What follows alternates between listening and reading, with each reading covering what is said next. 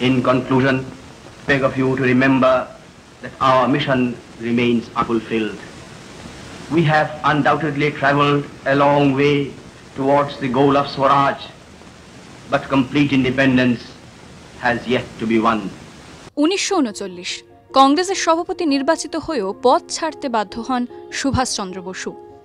অর্ধশতক পর কংগ্রেস বহিষ্কার করে আরও একজন জননেতাকে, মমতা বন্দ্যোপাধ্যায়। কংগ্রেস থেকে বেরিয়ে কে বেশি সফল? নেতাজি সুভাষচন্দ্র বোসের লড়াইকে ভয় পেয়েছিলেন বলেই নেতাজি সুভাষচন্দ্র বোসকে সরিয়ে দেওয়া হয়েছিল, এটা আমাদের বিশ্বাস।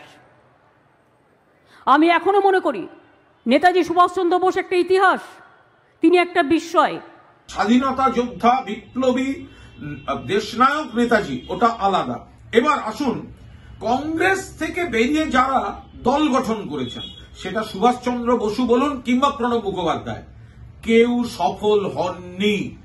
কখনো অন্যান্য সমস্ত নেতৃবৃন্দ ছিলেন, স্বরাজ্য পার্টি হয়েছে, কখনো ফরওয়ার্ড ব্লক করেছেন নেতাজি, প্রণববাবু একটি দল করেছেন, কিন্তু মমতা বন্দ্যোপাধ্যায় একমাত্র নেত্রী বাংলার বুকে যিনি একক ক্যারিশমায় দল থেকে বেরোনোর পর বা দল বহিষ্কার করার পর বা একক কৃতিত্বে সংসদীয় রাজনীতিতে তার দলকে সাকসেসফুল করেছেন, দেশের রাজনীতিতে প্রভাব ফেলেছেন। আবার বাংলায় পরপর 3 বার সরকারে, 4র্থবার হবে। একজন স্বাধীনতার লড়াইয়ে সশস্ত্র সংগ্রামের পথ ধরেন, আরেকজন স্বাধীনোত্তর ভারতের সংসদীয় রাজনীতির অন্যতম জনপ্রিয় মুখ। আদৌ তুলনা টানা যায়? সে তর্ক থাক, আপাতত দুজনকে মিলিয়ে দিচ্ছে তাদের কংগ্রেসী অতীত। ভুল প্রচার হয়ে থাকে মানুষের মধ্যে যে তিনি কংগ্রেস থেকে এক্সপেলড হয়েছিলেন, আরেকটা আবার প্রচার তিনি কংগ্রেস ছেড়ে দিয়েছিলেন। এই দুটোর মধ্যে কোনোটাই সত্যি নয়। He was barred from holding after 1939, he was barred from holding any official post in the Congress party. 1946-এ যখনও ওনার মৃত্যুটা হয়েছে কিনা সেই নিয়ে ডাউট হয়েছিল, কংগ্রেস প্রেসিডেন্ট কে হবে, এখানে 3 জনের নাম উঠেছিল, তার মধ্যে একটা নাম ছিল সুভাষচন্দ্র বসুর নাম। 1921 গান্ধীর অসহযোগ আন্দোলনে উত্তাল দেশ। আইসিএস হওয়ার পরীক্ষা না দিয়ে ইংল্যান্ড থেকে ভারতে ফেরেন সুভাষ দেশের কাজে যোগ দিতে। বম্বেতে জাহাজ থেকে নেমে সোজা ছোটেন গান্ধীর সঙ্গে দেখা করতে। কলকাতায় ফিরে চিত্তরঞ্জন দাসের নেতৃত্বে সুভাষ ঝাঁপিয়ে পড়েন অসহযোগ আন্দোলনে। সেই প্রথম জেলবাস। গান্ধীর সব মতের সঙ্গে মিল না হলেও তাঁকেই নেতা বলে মেনে নিয়েছিলেন তরুণ কংগ্রেস কর্মী।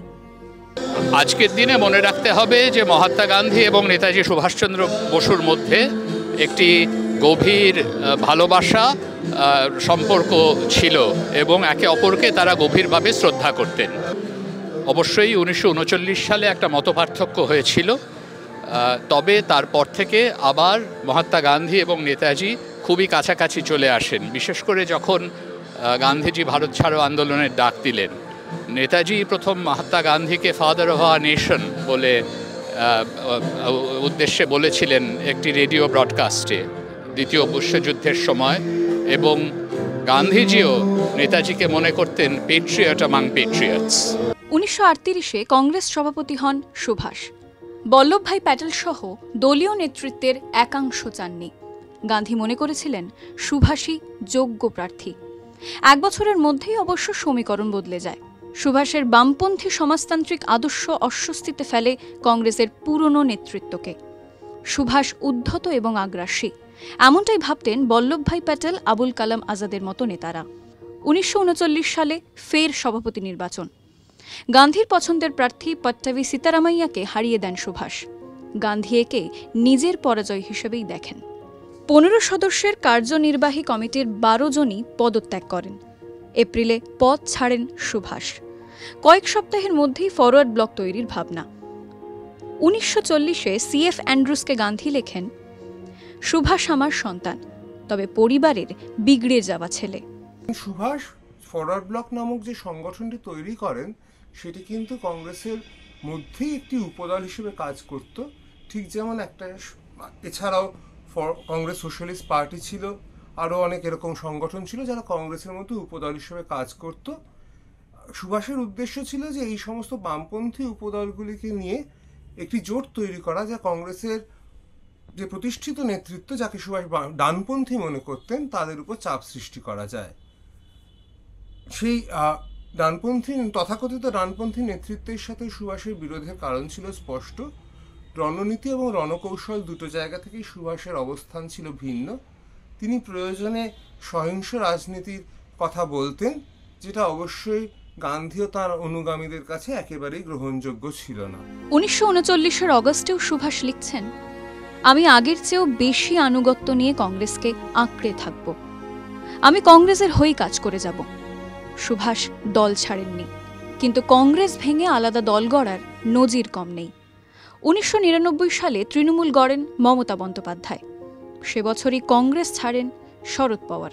পরে কংগ্রেসের সঙ্গে জোট বেঁধেই টানা 15 বছর মহারাষ্ট্র শাসন করে শরদের ন্যাশনালিস্ট কংগ্রেস পার্টি। 2011 সালে নিজের দল গড়েন অন্ধ্রের কংগ্রেস নেতা YSR রেড্ডির ছেলে জগমোহন।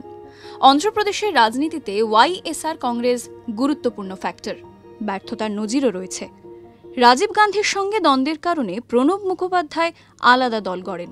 3 বছরের মধ্যেই অবশ্য ঘরে ফেরেন প্রণব। অন্যান্য অনেক বিখ্যাত রাজনৈতিক ব্যক্তিত্ব কিন্তু কংগ্রেসের বাইরে গিয়ে সাফল্য অর্জন করেছেন।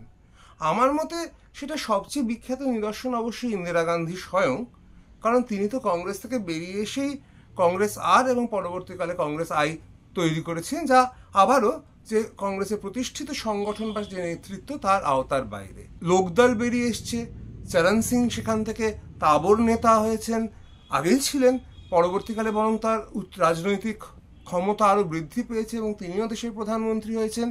প্রায় সব রাজনৈতিক দলের উৎস তো জাতীয় কংগ্রেস।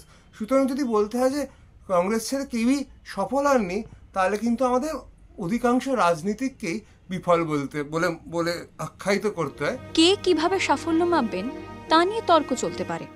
কুণাল যেমন সংসদীয় রাজনীতিতে সাফল্যের কথা বলছেন, অর্থাৎ ভোট ব্যাংকের হিসাব। নেতাজিকে যে সেই হিসেবে ফেলা যায় না, সে কথাও কুণাল স্বীকার করেন। তবে আজকের সংসদীয় রাজনীতি সুভাষকে এখনও প্রাসঙ্গিক করে রাখে। 80 বছর পরও তিনি ফেরেন নেতার বেশেই।